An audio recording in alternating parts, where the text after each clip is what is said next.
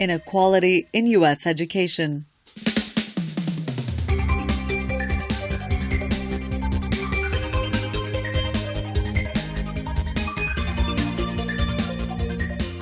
Inequality in today's America is part and parcel of the everyday life. It can be traced in a vast array of circumstances, including in the American education sector. Yet inequality in the education system may not come as a surprise in the country, where 20% of the population controls over 80% of the wealth.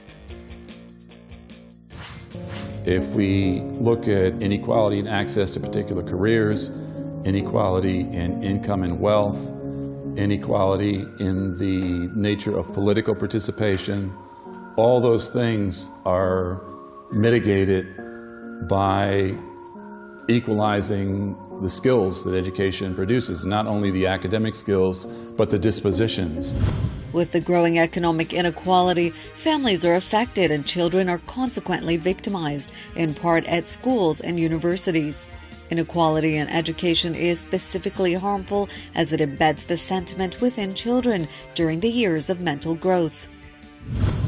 You have situations like, say, for example, cities like Baltimore, where you have the level of achievement with students is extremely low. We're talking in the,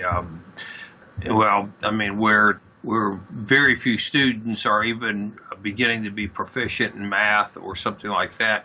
Then you have, the really high levels where students are doing work that those of us, even with PhDs, look at and say, I'm glad I don't have to compete with those kids. Schools located in poorer regions and neighborhoods have fewer competent teachers and facilities for their students compared to posh areas. The wealthy schools, which are privately funded, offer better services and naturally bring in more money. Why do you think this country isn't doing more to promote good teachers, to promote and give them better raises? If we were really serious about social progress in this country, teachers would be paid like lawyers and doctors, and we would be not just sort of paying lip service to teachers. What we're seeing is we're really seeing a widespread disenfranchisement. The financially advantaged consequently win the game, and the poor are left to struggle for a good education. And a broken education system directly correlates with drug consumption and crime in the less developed regions, directly affecting the youth. In places like Baltimore and Chicago, you have very strong teachers' unions, and most of the money in the system goes to either them or educational bureaucrats. It does to the schools. It goes to the schools, but very, very indirectly. So it's a many-tiered thing. But obviously that you are having whole generations of young people who are not going to be able to function very well in the world of work. Students are picked up based on their family's social status, which would slim the chances of accessing a standard university for an American child born into a low-income family. You have children saying, Miss Harnish, I have a quarter. Is that enough to buy a book at the book fair? And you just want to cry. And so you dig in your wallet and you give them $10 because you want them to have a book. The best universities in the United States are currently at the service of the upper class, with only 10% of the students attending from lower or middle-class backgrounds. That has made America's education system one of the most unequal ones in all of the first world, one disproportionately benefiting wealthier students. These are young people. These are people who have, most of them, never had any kind of loan in their lives. Suddenly they're taking out loans that end up accumulating, some of them 30, 40, 50,000, some of them 100,000, even more. And that's the and then you get into graduate school, like medical school loans, you're talking $400,000, $500,000 in debt. That is an astounding number. Inequities in the U.S. education system do not only harm children, but cast their shadows on the lives of people until they are 40 or 50. Studying in the U.S. basically means being indebted to the government forever. Unfair student loans make their payoff a challenge for years to come after graduation. But as demand for higher education increased, the costs did too. So students took out bigger loans each year. In the early 1970s, the average loan was about $1,000 a year in today's dollars. Now, it's around $7,000 a year. And when you factor in interest, the average person with debt owes about $30,000 when they get their bachelor's degree. Currently, some 45 million borrowers owe more than $1.5 trillion in student loans in the U.S. The high amount students have to pay in interest that would add up makes education a financial burden that continues into middle age, with people stuck in debt for years after their graduation. You know, there is a private school about 80 miles from where I live that's pretty prominent. And the day tuition, just the day tuition alone, is more than $40,000 a year, which is a lot more even than a lot of private colleges. So, yeah, you're going to have very much, you have a multi-tiered system, and wealthy families are going to do better than families that are not wealthy. The U.S. education is also marked by racism and remains separate and unequal more than 60 years after Brown versus Board of Education, which supposedly made establishing racial segregation in public schools unconstitutional. As the percentage of the students of color grows, inequality in the education system could shift further in favor of the white minority. What do you want them to learn? Difference is okay. If you're from Somalia, if you're from Duluth as a black male, if you're from Robbinsdale, whatever, there's beauty in difference. There's beauty in coming from different places, being different culture, have different ethnicities. That's to me, there's education to me, is having all these people who have a variety of experiences and us learning from that to enrich our lives. However, racism is not only about African Americans or Hispanics educating in the U.S. Muslim students have also had their share of abundant inequities in American schools. Islamophobia in U.S. classrooms and promoting Islamophobia in some of the country's schools have been causing troubles for Muslim students and their families in the United States. What's hard for me about being Muslim is knowing that society has set this image of Muslims, that they're all terrorists and they're all bad people. I feel that I have to show that I'm not a terrorist, and I have to show that I'm not a bad person. You're not going to be able to get an honest appraisal of Islam in, the regular press or anything like that. So I felt like it was my duty to be able to give them an accurate portrayal, from an Islamic point of view of their religion. And I did this with other religions as well. For that matter, I also talked about, honestly, about Middle East politics, the different sides in the way that people approach them.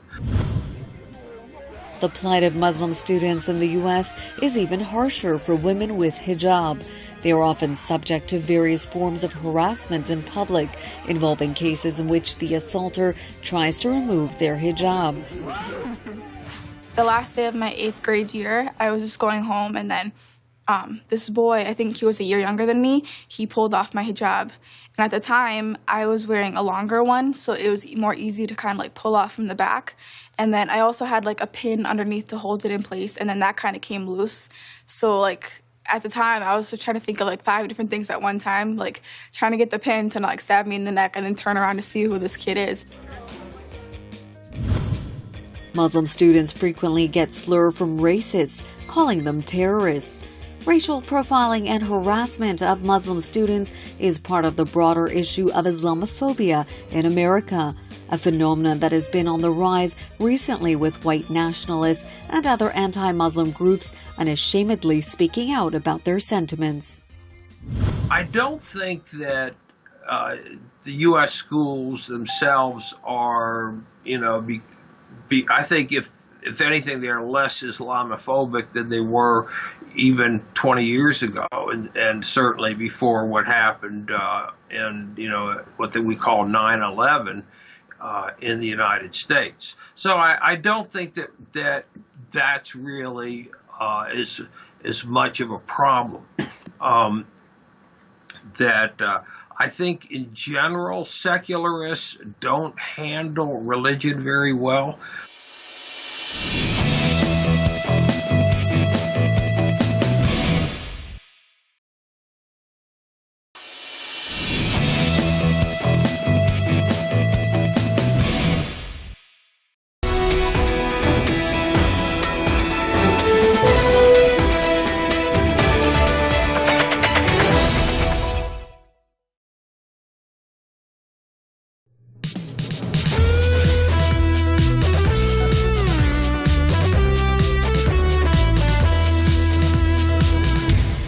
American torture. Torture both inside the United States and elsewhere in the world by the American government or military has a long history. From the early days of slavery and lynching to modern-day domestic prisons, agents have been using various forms, no-touch torture, chemical torture, and physical torture to get what they want from their victims. In the American South, we don't talk about slavery, we don't talk about lynching, we don't talk about segregation. We've actually littered the landscape with the iconography of the Confederacy, which we romanticize, we honor. And I think that has left us vulnerable to replicating those features of white supremacy that we've actually never repudiated. Reports of torture in U.S. prisons have at times grabbed global attention and been even verified by American authorities themselves. For instance, the Bush administration explicitly endorsed the use of interrogation techniques and memos to the CIA for torture to be conducted at Guantanamo Bay. The United States is a country based on mass enslavement of Africans who were forced to work for free, who were kidnapped mostly from West Africa hundreds of years ago, and it is not easy to compel people to work for free. The horrid picture of torture by America became transpired in the wake of the September 11th attacks. The U.S. military juggernaut started by kidnapping, torturing, and secretly imprisoning terrorism suspects with the help of more than 50 governments around the world. If I had said, this is crazy, and it's going to get us in huge trouble, it's a huge risk, we shouldn't do it, we should just kill this right now before it gets started, that would have held. I'm sure of that. Why didn't you stop it? Why did you sign off on those techniques? The country and the agency was just consumed with the fear and the dread that another attack was coming on them. That facilitated the process of abducting victims by the CIA on foreign soil, creating a chance for the intelligence and military officers to resort to torture in an unprecedented manner. But as always, some of the secrets leak out and put the world in a state of shock. The Guantanamo Bay and Abu Ghraib prisons today are immediately reminiscent of the U.S. torture program to capture terrorists. There is an international convention against torture, which the United States routinely ignores or denies. There should be a movement to place sanctions on the United States to threaten to detain U.S. officials traveling abroad when they are in Europe, when they are in Asia, until and unless the United States decides to live up to its international obligations that it is currently ignoring. While inhumane torture at Guantanamo Bay and Abu Ghraib made headlines throughout the world, the vast scope of abuse by U.S. law enforcement agencies, intelligence agencies, healthcare services, and other public organizations remains unknown to the people. Reports and evidence of torture, however, come out every now and then, shaking organizations such as the Pentagon, CIA, and FBI to the core. The manner in which American troops have treated prisoners under their control in Iraq, Afghanistan, and Guantanamo Bay, Cuba, is a legacy of Pentagon Chief Donald Rumsfeld. In recent months, we've seen abuses here under our responsibility, and it's been a body blow for all of us. But it doesn't represent America. It doesn't represent American values. It doesn't represent the values of you, each of you here in this room. I know that, you know that, your families know that. Rumsfeld was mentioned in a report by United Nations Special Rapporteur on Torture as responsible for explicitly ordering the government to use torture methods, and that with the highest U.S. authorities' knowledge. But why are those truly responsible for torture in places such as Guantanamo Bay and Abu Ghraib not brought to justice today? Those responsible for torture have not been brought to justice yet. That is to say that I hold out hope that there will be sufficient international pressure and sufficient domestic pressure to force the authorities to bring to justice those who have been involved in torture, not least in Abu Ghraib prison in Iraq, but also in U.S. prisons as well. The recent history of torture in the U.S. also brings forward waterboarding, a stated effort by the U.S. to come up with a humane interrogation technique. Yet it should not be forgotten that torture has had much more gross forms in U.S. history. For example, methods of forced anal penetration were used on Khalid al-Masr, a German and Lebanese citizen abducted by the U.S. Central Intelligence Agency. In 1997, Abner Louisa was sodomized with a plunger by New York City police. The facial grasp, maybe the belly slap, struck me as almost out of a Three Stooges routine. But others, especially waterboarding and also the sleep deprivation technique they were describing, which would involve extended periods of time without sleep. Frankly, they struck me as something terrifying. Electroshock, near suffocation by plastic bags, and excessive beating on suspects are some methods documented in the Chicago Police Department in the 1970s and 80s. U.S. guards have also had prisoners fight in deadly duels, whose losers were shot by the guards. But have the U.S. torture techniques been successful in forcing prisoners to talk in favor of the powerful? In other words, how has the U.S. government really benefited from all this torture? To say that U.S. torture has been, quote, successful, unquote, in forcing people to confess to crimes for which they were not guilty, and in the long run has helped to perpetuate the rule of an authoritarian minority that continues to wield and exercise power in the United States of America. While U.S. authorities deny use of torture in their facilities, the practice is still prevalent today in U.S. jails across the globe. Prisoner abuse also involves coercing the victims into making false confessions or false incriminating statements under duress, an experience that even some wrongfully convicted innocent people go through. It's very important for the international community to place sanctions on the United States of America. We all know that the United States places sanctions on Iran, on Syria, on Zimbabwe, on Cuba, on Venezuela. But it's now time to turn the tables. It's now time for a movement to arise to place sanctions on the United States government to compel it to live up to its international obligations. Torture and various forms of human rights violations are also an everyday part of many of the immigrants' lives in the U.S. Border security agents constantly engage in beating, killing, and raping of the immigrants, along with other methods of abuse and humiliation.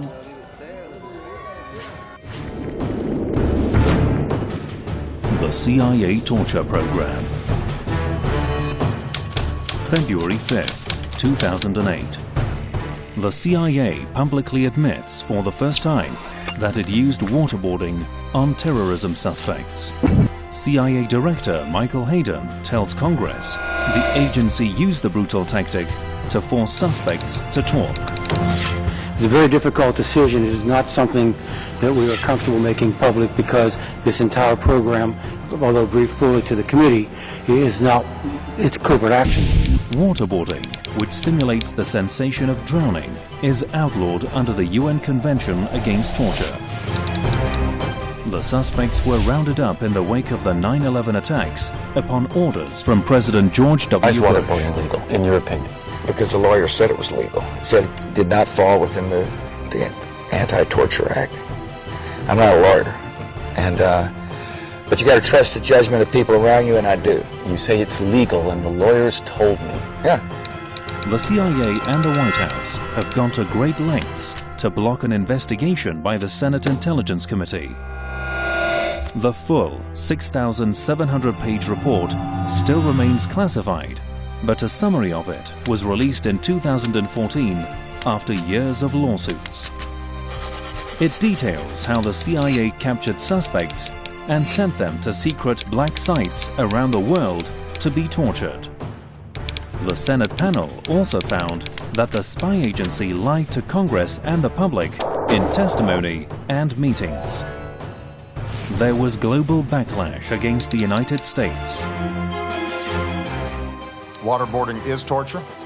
Barack Obama was forced to admit that the torture program did significant damage to U.S. standing in the world.